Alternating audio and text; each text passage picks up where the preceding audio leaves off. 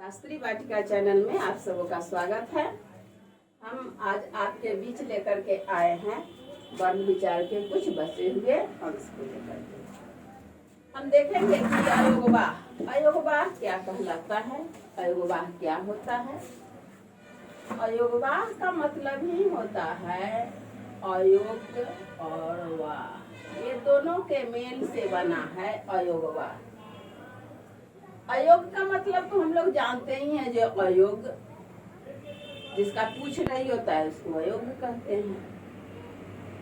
वाह यानी बाहर हो जाना, अयोगवाह माने अयोग होकर बाहर हो जाना। ये दो वर्ण हैं। ये कितने वर्ण हैं? दो वर्ण है। कौन कौन? अंग और आ। अब हम देखते क्या हैं कि वारा खड़ी में अ आ हर्ष ई दीर्घ ई हर्ष उ दीर्घ उ ए ओ अंग और अ की मात्रा होती है। देखिए यहाँ हम लिखे हैं इसको अ आ हर्ष ई दीर्घ ई हर्ष उ दीर्घ उ हर्ष री ए ओ अंग और आ। ये स्वर वर्ण है, इसलिए इसको हम हटा देते हैं। इससे भी वर्ण बनती है, इसको लेकर के 13 हो जाता है। हालांकि इसका नाम क्या है? 12 खड़ी। 12 खड़ी में यही इसको हटा करके 12 वर्ण रहते हैं। इन्हीं वर्णों को अभी हम यहाँ अयोगवाह के तहत ये दो वर्णों का विस्तृत रूप से वर्णन कर रहे हैं। तो हम देखते हैं कि ये दो वर्ण अंग और अह, इसका प्रयोग न स्वर वर्ण में किया गया और न व्यंजन वर्ण, यानी स्वर वर्ण और व्यंजन वर्ण दोनों से इसको हटा दिया गया है। लेकिन इसकी भी आवश्यकता होती है, शब्द को लिखने में इसकी आवश्यकता काफी होती है। इसको सिर्फ अयोगवाह कह रहा है स्वर वर्ण और व्यंजन वर्ण से बाहर कर देने के कारण, लेकिन वर्णों से अलग नहीं। वर्णों के साथ तो इसका मेल है ही। जैसे कि देखिए, इससे पूर्ण होने वाले कौन कौन से शब्द हैं? अंग। अंग से पूर्ण होने वाले देखिए, अंश लिखते हैं, कंधा लिखते हैं, पंख लिखते हैं, कंस, अंग, अंक, कंघा, यानी बहुत सारे ऐसे शब्द का प्रयोग होता है जो अंग से होता है। अब फिर है आह। अब हम आह का प्रयोग देखेंगे। आह का प्रयोग भी इसी तरह से होता है, जैसे अंग का प्रयोग हुआ है उसी प्रकार से आह का भी प्रयोग बहुत सारे शब्दों को लिखने में हम करते हैं।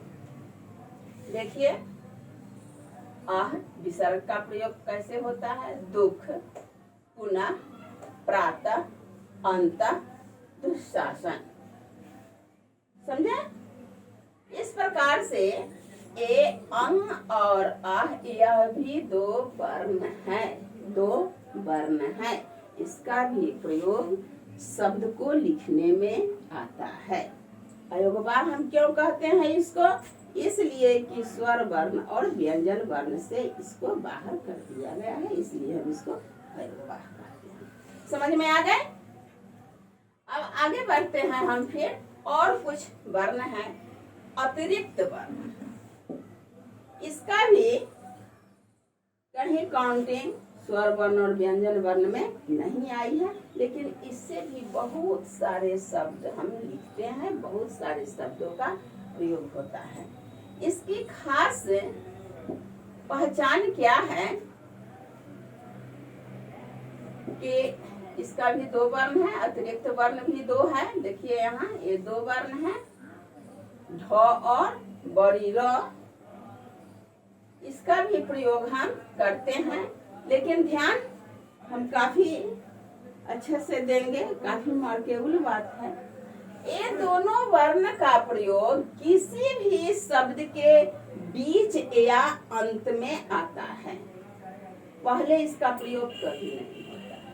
ये दो वर्ण ढ और र जो है इसका प्रयोग शब्दों के बीच और अंत में ही होता है। कहीं भी हम लिखते हैं तो बीच में लिखते हैं या अंत में लिखते हैं। यदि ये दोनों वर्णों का प्रयोग हम किसी भी शब्द के पूर्व में करते हैं तो वह शब्द रॉन्ग हो जाएगा, गलत हो जाएगा। जैसे कि हम देखिए प्रयोग करके देखते हैं। ये ढ है, पढ़, पढ़, ढ का प्रयोग अंत में हुआ। पढ़ना, पढ़ना में देखिए यही ढ का प्रयोग बीच में हुआ। चढ़, चढ़ में अंत में हुआ। चढ़ना, चढ़ना में फिर बीच में हुआ। गढ़, गढ़ में अंत में हुआ। बूढ़ा, बूढ़ा में भी अंत में हुआ। बुढ़ापा बीच में आ गया। इसी प्रकार से र का प्रयोग देखिए। र, बड़ी र का प्रयोग, इसको हम बड़ी र कहते हैं, बड़ी ढ कहते हैं। इसमें भी देखिए पहाड़, पहाड़ में ये र का प्रयोग अंत में हुआ। पेड़, पेड़ में भी अंत में हुआ। कपड़ा में भी अंत में हुआ। देखिए लड़का, लड़का में मध्य में आ गया। सड़क, सड़क में भी मध्य में आ गया। घोड़ा, घोड़ा में अंत में आया। इस प्रकार से ये दोनों अतिरिक्त वर्ण का प्रयोग हम इस प्रकार से करते हैं। जब करते हैं तो मध्य में या अंत में, पूर्व में कभी नहीं। जैसे आप कह सकते हैं कि जय ढोलक, ढोलक,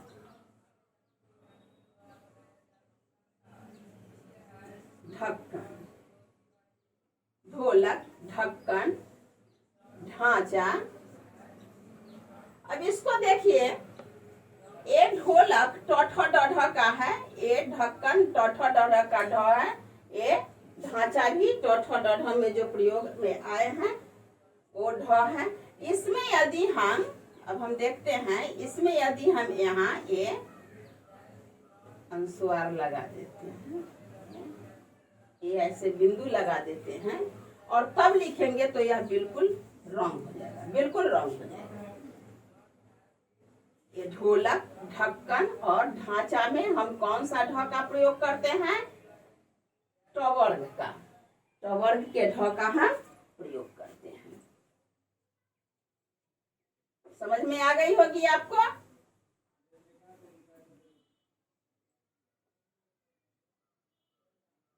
अब हम मात्रा की ओर जा रहे हैं। मात्रा क्या कहलाता है? यह मात्रा क्या क्या होता है, कैसा होता है?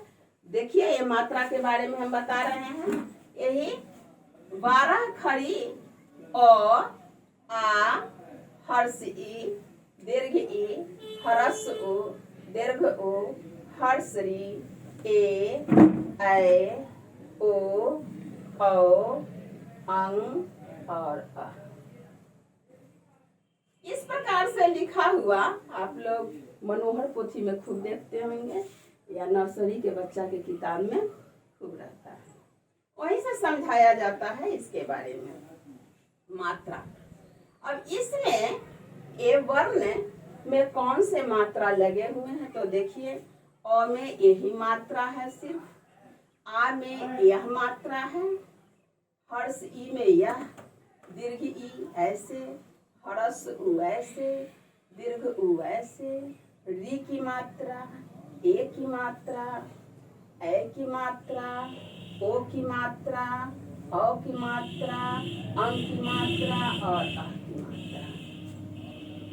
इसी मात्रा का प्रयोग करके हम किसी भी शब्द को लिखते हैं और इसी मात्रा के तहत जो है हम ककहारा 12 खड़ी, ककहारा कहते हैं, कुछ लोग उसको ककहारा कहते हैं, कुछ लोग 12 खड़ी कहते हैं। जैसे क का प्रयोग करना होता है, क का हम कहते हैं बच्चे को कि क का 12 खड़ी लिखो, यानी क का ककहारा लिखो तो क्या लिखता है?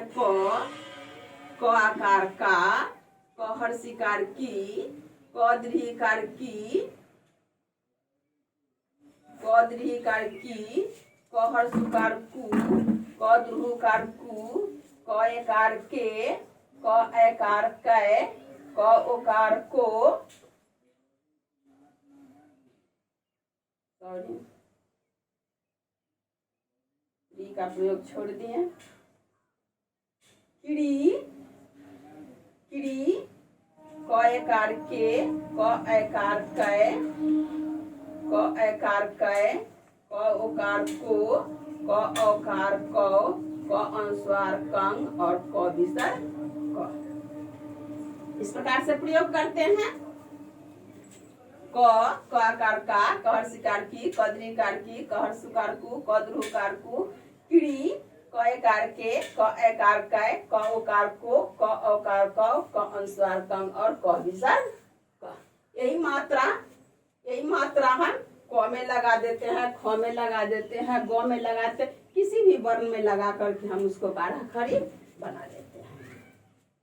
अब हम आगे देखते हैं कि इन सभी वर्णों का प्रयोग हमने पढ़ लिया।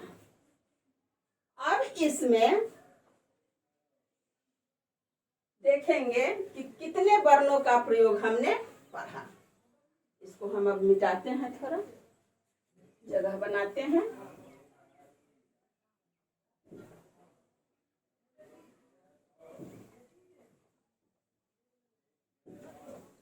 जगह बना रहे हैं।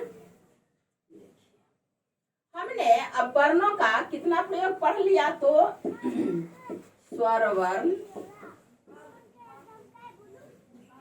स्वर वर्ण की संख्या 11,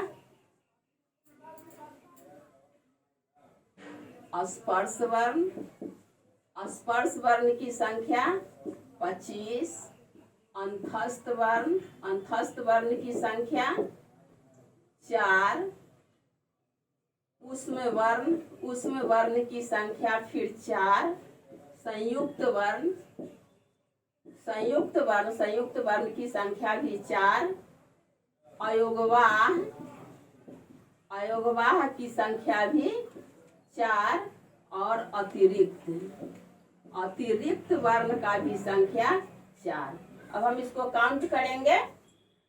5 1 6, 6 4 10, 10 4 14, 14 4 18, 18 4 20 और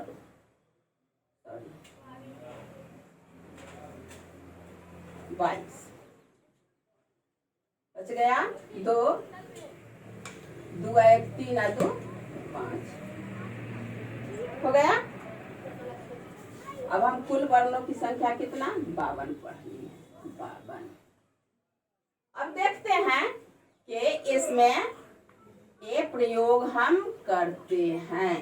व्यंजन वर्णों की संख्या आपको परीक्षा में पूछेगा, जब व्यंजन वर्णों की संख्या कितनी होती है, तो व्यंजन वर्णों की संख्या आप गिन लीजिए कितना है। 5 4 9, 9 4 13 के 3, हाथ में 1 2 1 3 यानी 33।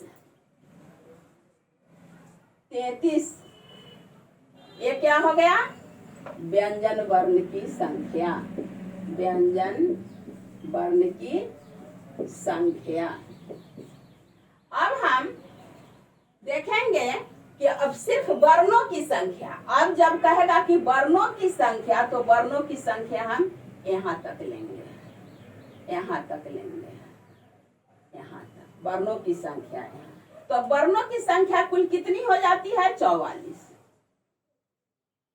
44 ये हो गया वर्णों की संख्या।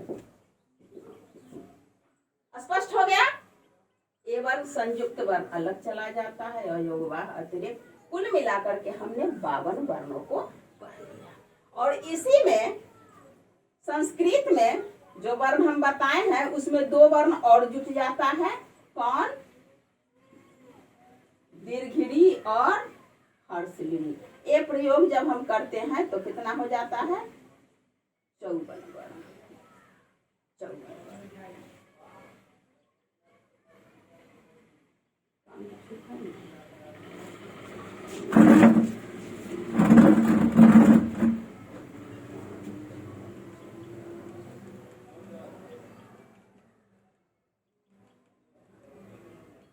वर्णों की संख्या हम पढ़ लिए। अब हम वर्ण विन्यास की ओर चलते हैं। वर्ण विन्यास देखते हैं। वर्ण विन्यास क्या कहलाता है। वर्ण विन्यास,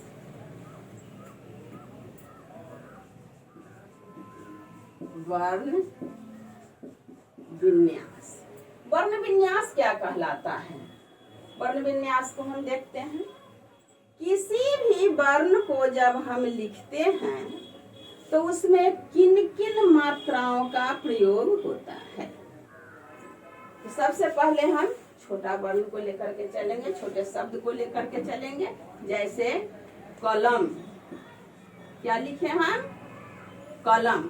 अब हम देखते हैं कि कलम में कौन कौन वर्णों और ध्वनियों का प्रयोग हुआ है। तो देखिए, क जोड़ अ जोड़ ल जोड़ अ जोड़ म जोड़ अ। अब हम इसको देखेंगे, क ल और म, कलम हुआ। इस प्रकार ये हलंत लगा करके हम यह दर्शाते हैं कि यह व्यंजन वर्ण है। और व्यंजन वर्ण किसके सहयोग से पूर्ण होता है, तो स्वर के सहयोग से पूर्ण होता है। हम ये स्वर को हटा देंगे तो यह आधा का प्रयोग होगा, इसका प्रयोग आधा का हो गया। लेकिन व्यंजन वर्ण को दर्शाने के लिए हम इसमें इस प्रकार के हलंत का प्रयोग करते हैं। इसका उच्चारण वगैरह हम पहले ही बता चुके हैं कि व्यंजन वर्ण का क्या परिभाषा होता है। ये सब हम पहले ही वीडियो में बता चुके हैं। उसको आगे बताने की आवश्यकता मैं वैसा नहीं समझ रही हूँ, क्योंकि आपको याद ही हो गया होगा। अब हम फिर अगला शब्द को लिख करके देखते हैं, कौवा। कौवा, अब कौवा का हम वर्ण विन्यास करते हैं। तो इसको देखिए, क, इसमें ह्रस्व की, इसमें स्वर की मात्रा अलग कर लेंगे और व्यंजन की मात्रा अलग कर लेते हैं। क में कौन सा स्वर लगा हुआ है, औ जोड़ आ स्वर ही है, इसलिए इसमें फिर आगे लिखने की आवश्यकता नहीं। अब हम देखते हैं क्या, कौवा, कौवा हो गया। समझ में आई ही होगी और समझ में आनी ही चाहिए। फिर अगला हम शब्द का प्रयोग करते हैं, अभिमन्यु।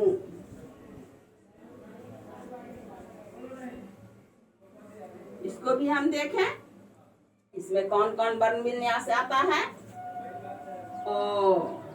अस्वता स्वर है, जोर भ जोर, इसमें कौन सा मात्रा लगा हुआ है, हर्षी की मात्रा लगी हुई है, हर्ष ई की मात्रा लगी हुई है। जोर म जोर अ जोर, देखिए आधा न है, न जोर य जोर। अब हम देखते हैं, अभिमन्यु हो गया, अभिमन्यु। इस प्रकार से हम इसका वर्ण विन्यास करते हैं। फिर कुछ इससे भी कठिन शब्द जैसे श्रेष्ठ, श्रेष्ठ, श्रेष्ठ का भी हम वर्ण विन्यास करते हैं। तो इसका इसमें कौन कौन वर्ण है, संयुक्त वर्ण में कौन कौन वर्ण है आपको बता चुके हैं हम। स जोड़ र के मेल से स्र बना है और उसमें मात्रा क्या लगा हुआ है, एक ही मात्रा लगा हुआ है। जोड़ ये क्या है, आधा मूर्धन्य स है, तो इसका प्रयोग हम इस प्रकार से करेंगे, ठ जोड़। अब देखें हम, श्रेष्ठ, श्रे स ठ श्रेष्ठ। आ गया समझ में। इस प्रकार से हम वर्णों को समझ लिए।